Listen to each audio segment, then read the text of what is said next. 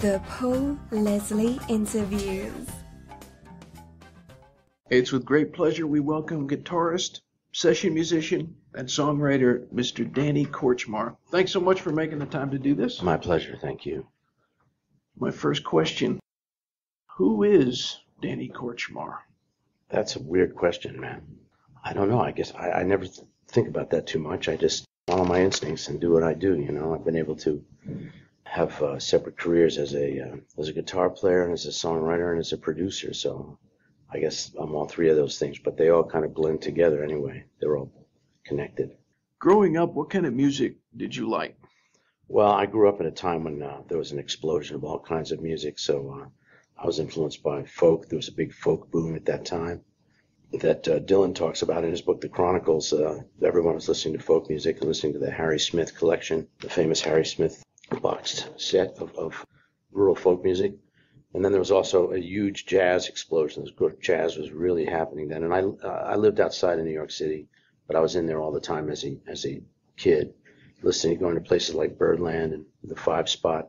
And I got to hear the original John Coltrane Quartet with Elvin Jones and McCoy Tyner and Jimmy Garrison and Art Blakey and the Jazz Messengers. And I loved all that stuff. So that loomed large.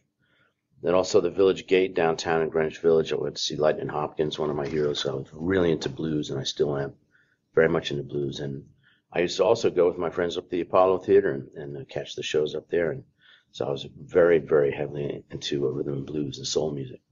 And all this stuff was flourishing at the time when I was growing up. So it was a kind of a perfect storm of musical influences. I loved them all, and they all informed me. Can you remember the first time when you realized that your path was a musician? Well, I had been taking guitar lessons since I was about 10 years old. My mother insisted I take guitar lessons, and I really didn't think much of it. I would sit there and play scales, and I remember I had a kitchen timer on, and I'd play for exactly. I would practice for exactly 20 minutes or exactly half an hour because my mother made me. But then after a couple of years, I found those three chords, the 1, 4, and 5 chord, with which you could play all the Buddy Holly songs and the Elvis Presley songs and all kinds of folk songs. And at that point, the heavens opened, and I no longer needed to be prodded to play the guitar. I couldn't get enough of it. And that's when everything changed, when I realized I could actually create music that was at least kind of similar to what was happening on the radio. And I never looked back after that.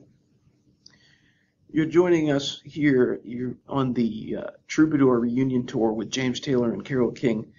Tell us about meeting James Taylor for the first time.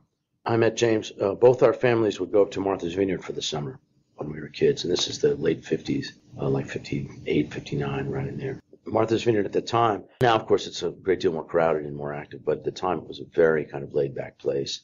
General store, I remember a dog used to fall asleep on the street in front of the Menemsha store, which was kind of a beautiful little fishing village. Now that could never happen because there's so much traffic there. But at the time, it was very laid back, very relaxed. So I was sitting on the front porch out there, and here comes James. He sits down. We were just kids. We started talking and started hanging out. I realized we had a lot in common and just hit it off as friends. It was a long time before it was at least several weeks because we used to spend, back then, families spent the whole summer up there, which rarely happens now. But at one point, we were walking somewhere or doing something, hitchhiking. That's how we used to get everywhere by hitchhiking. And he started to sing. He started to sing a Ray Charles song.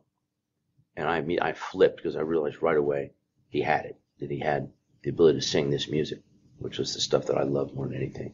So we started playing music. We started getting involved in music together, and it grew from there.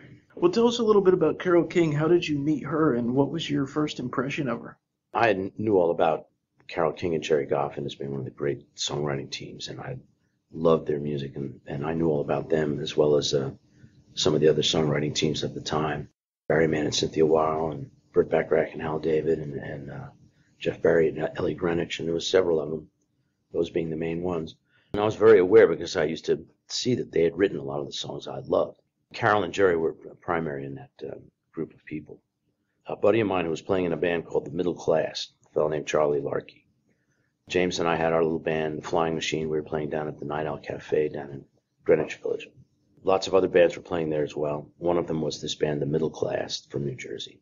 They had gotten involved with Jerry and Carole, who wanted to get involved in the new music. Jerry and Carole, they came up during the period of the Brill Building era, which I can't go into in detail now, but that was the songwriting headquarters where a lot of pop music was made.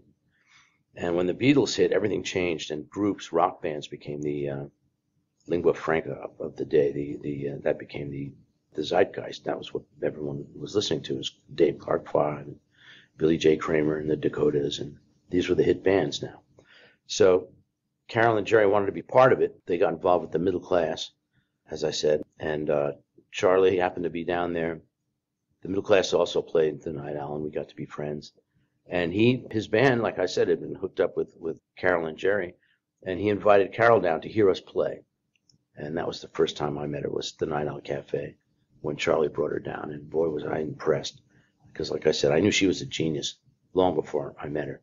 I was very aware of what she had done, and I was really, really thrilled to death to meet this extraordinary talent. Doing this tour, the Troubadour Reunion, through the eyes of Danny Kortchmar, what has this experience been like? I would have to say this is the greatest musical experience I have ever had in my life, because we are all brothers and sisters on this tour. It's really like being with family. These tunes are engraved in all of our psyches, and to play song after song like this with Carole and James and with this amazing band who are all my brothers, like I said, it's the zenith of my career, I have to say. Is there any memory from this tour thus far that sticks out in your mind as especially memorable? All of it from day one. Really? I can't, just all of it. Just going to work with these people every day from the first rehearsal on was just something that was so wonderful and so such a deep part of me that I couldn't say one experience is better than another. But just us being together is in itself just a great experience. You've worked with so many just absolutely legendary characters, from Don Henley, Stevie Nicks. You could go on all day. Is there any in particular that you, as a special moment to work with? Like, I'm a huge Jackson Browne fan. You worked with him. Yeah. Could you pick one? Well, I'd have to say,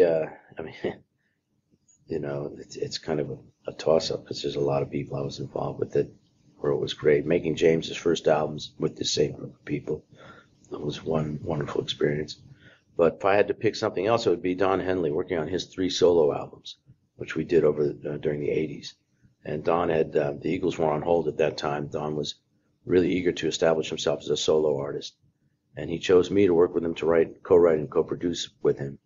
And so that whole period of time was just an extraordinary experience that I loved very much. Don is a brilliant, brilliant artist, one of the greatest, really, as a singer and a songwriter. The thing that Don doesn't do is he doesn't play a musical instrument, or he's not really proficient at one. So he needed a collaborator, and I ended up in that position. And that was a tremendous thrill, and something that's just informed me for the rest of my life. It was just great. And those records, I think, are absolutely superb. You were just talking about co-producing those albums. How did you get into the production end of music?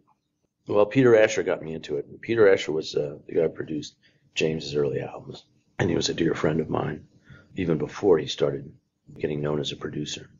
I basically learned about production, as I think we all did, from Peter Asher, who was brilliant. And not enough can be said about how important he is in all of our careers. He was a real seminal figure and very important to all of us. And he expected a lot from us musicians when we did these dates. He expected us to come with ideas. He expected us to think like producers. And of course, after 8 or 10 years of doing sessions for Peter and other people, but especially Peter, I felt that I was prepared to be a producer. And then Peter got me a job producing Carole's daughter, Louise Goffin, Carole and Jerry's oldest daughter, who had signed a deal with Asylum Records. And I got this gig through Peter, and that was my first production experience. And as soon as I did it, I realized that I thought I could be very good at it, that I had a lot to offer. I was asking Leland if he could choose between recording music in a studio or performing on a tour. Mm-hmm. Could you pick one? Depends on who it's with. There's nothing so thrilling as playing really, really great music like on this tour, playing great song after great song. I can't imagine anything being more thrilling than that, and having the audience respond immediately. So that is a great thrill. On the other hand, you can't really compare the two. On the other hand, producing Henley was also amazing because you could try all kinds of different things.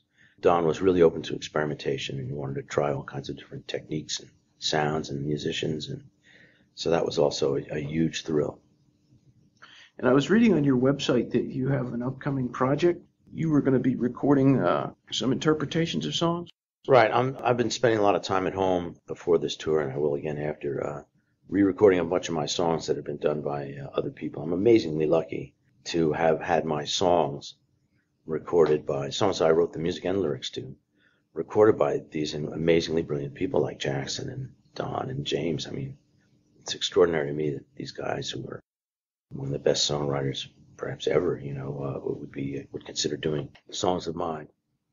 But since they did, I feel like I'd like to reinterpret them and keep them alive and do them my own way. So I'm practicing my singing. I'll never be a singer like Don Henley or James, but I have my own way of delivering things. And also, it's a lot of fun for me. It's to revisit this material and knowing now what I didn't know then, and being able to come back and bring what I know now to these songs. So that's what I'm doing. I'm doing that basically at home. I'm not sure exactly how I'm going to proceed with it, whether I really prefer to do it with a band, but since I don't have a band living in my house, I'm kind of doing it piecemeal, and then I'll probably overdub guys. I'm not sure. I'm going to try a few different things. Of the songs from the catalog of King and Taylor that you guys have been doing on this tour, could you pick a song that was a favorite to do? No. No way. It would be impossible. When we played Country Road, and I was one of the first people to hear that song 40 years ago. James played it for me days after he wrote it, and it killed me then. I thought it was like the greatest song I'd ever heard then. And when we play it now, it just rocks my world every single time we play it. Kills me every time. But also Fire and Rain kills me every time. God knows how many times we've all heard or played that song. And yet it still gets to me. It's still extraordinary to play it. It's wonderful to play it. I really couldn't say once. I couldn't pick a song. When I look at the set list that we do every night, I go, oh, this one, that one. I look forward basically to playing all of them. Wow. I have two final questions. And before I ask those questions, I want everybody to check out Mr. Kortchmar's home on the web. It's Danny, and then just so that you can write this down, it's KORTCHMAR.com, DannyKortchmar.com. My two questions. First of all, what is your all-time favorite meal? All-time favorite meal? Oh, man. Probably shellfish. Probably a big platter of shellfish. Oysters, clams, shrimp. I would say that'd probably be it. My last question for the one and only Danny Kortchmar. This broadcast goes out all over the world. What would you like to say to all the people who are listening in? Oh, I don't know. I don't have any one thing to say except peace and love, really. And keep music alive, Let's keep listening and playing music. I would especially say to young musicians, don't quit. We need music in our lives. We absolutely need it. When Lee and I play these shows, and we look out and we hear the response from the audience, we realize how much they need the music that we're doing. And this is extremely rewarding for us. So I would say to young musicians and old, let's keep music alive and vital. That's really the most important thing I have to say. Well, Mr. Kortchmar, it's been a pleasure to do this interview. Thank you. Thank you so much.